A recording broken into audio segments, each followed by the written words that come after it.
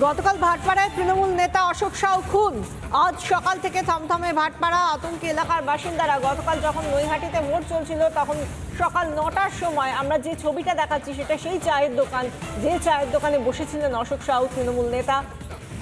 সেই চায়ের দোকানে ঢুকে এসে তিনজন দুষ্কৃতী হেঁটে এসে গুলি চালিয়ে বোমা ছুড়ে তারপর হেঁটে হেঁটে চলে যায়। এতটাই সহজ একজনকে খুন করা। এবং সেই জায়গা থেকে আজকেও থমথমে রয়েছে গোটা এলাকা। আমাদের সঙ্গে সরাসরি রয়েছেন প্রতিনিধি অনুপম পাত্র। অনুপম, আজ সকাল থেকে ছবিটা কিরকম? পুলিশের তদন্তের গতি প্রকৃতি সম্পর্কেই বা কি জানা যাচ্ছে?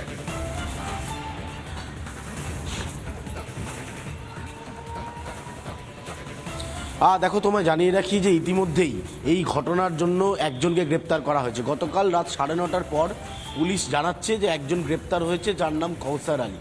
এবং এই কৌসার আলীকে গ্রেপ্তার করতে গিয়ে পুলিশ সূত্র যেটা জানাচ্ছে যে কোনো হিন্দি সিনেমার চিত্রনাট্যকে কার্যত হার মানাবে এই কৌসার যেভাবে গোটা ঘটনাটি ঘটিয়েছে বলে প্রাথমিকভাবে জানা যাচ্ছে, সেটা কার্যত হিন্দি সিনেমা থেকে কপি করা। কিভাবে কপি করেছে? কৌসারের বাড়ি হচ্ছে যে ঘটনাস্থলে এই মুহূর্তে আমরা দাঁড়িয়েছি সেখান থেকে কয়েক কিলোমিটার দূরে। বাড়ির সামনে একটি সিসিটিভি ক্যামেরা লাগানো আছে। কৌসার সকালবেলা সেই সিসিটিভির ক্যামেরার সামনে এসে প্রথমে দাঁড়ানোর পর ও জানতো যে এই সিসিটিভিতে সবটা রেকর্ড হচ্ছে।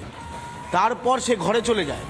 এরপর ঘরের পেছন থেকে আরও একটি রাস্তা দিয়ে এখানে আসে এবং এখানে এসে গোটা ঘটনাটি ঘটায়। প্রাথমিকভাবে এমনটা জানা যাচ্ছে, যদিও ইনভেস্টিগেশন এখনও বাকি রয়েছে। বেশ কয়েকজনের নাম আসছে, যার মধ্যে কৌসার আলী অন্যতম। ফলে কৌসার ওখান থেকে বেরিয়ে এখানে ঘটনাটি ঘটিয়ে আবার নিজের বাড়িতে ফিরে যায়। কয়েক কিলোমিটারের মধ্যে তার বাড়ি। সেখানে ফিরে গিয়ে ও জানতো যে এই সিসিটিভিতে আবার পুলিশ তাকে চেক করবে। সেই কারণে ঘর থেকে বেরিয়ে সিসিটিভির সামনে আবার কৌসার দাঁড়ায়। অর্থাৎ পুলিশের চোখে ধুলো দেওয়ার জন্য একেবারে হিন্দি সিনেমার যে কোনো থ্রিলার কোনো মুভিকে কার্যত কপি করে ফেলেছিল এই কৌসার। এবং ও জানতো যে এই জগদ্দল থানা এলাকায় 126টিরও বেশি সিসিটিভি ক্যামেরা আছে। যেখানে ঘটনাটি ঘটেছে তার আশেপাশে সমস্ত জায়গায় রেকি করার পরও জানতো যে এখানে সিসিটিভিতে ওদের মুভমেন্ট দেখা যাবে। ফলে বেশ কিছুটা সতর্কতা অবলম্বন করেছিল এই কৌসার গোটা ঘটনাটি। কীরকম সতর্কতা? পুলিশ সূত্রে যেটা জানা যাচ্ছে যে যেখানে ঘটনাটি ঘটেছে তার উল্টো দিকে যে ক্যামেরাটি ভাঙা রয়েছে সে ও জানতো। ফলে এমন একটা জায়গা থেকে ওরা এসছিল এবং ঘটনাটি ঘটিয়েছে, সেখান থেকে সিসিটিভিতে তাকে দেখা যাবে না।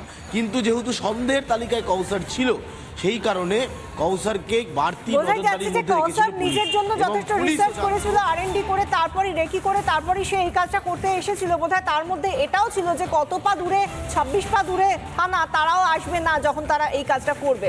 ধন্যবাদ অনুপম।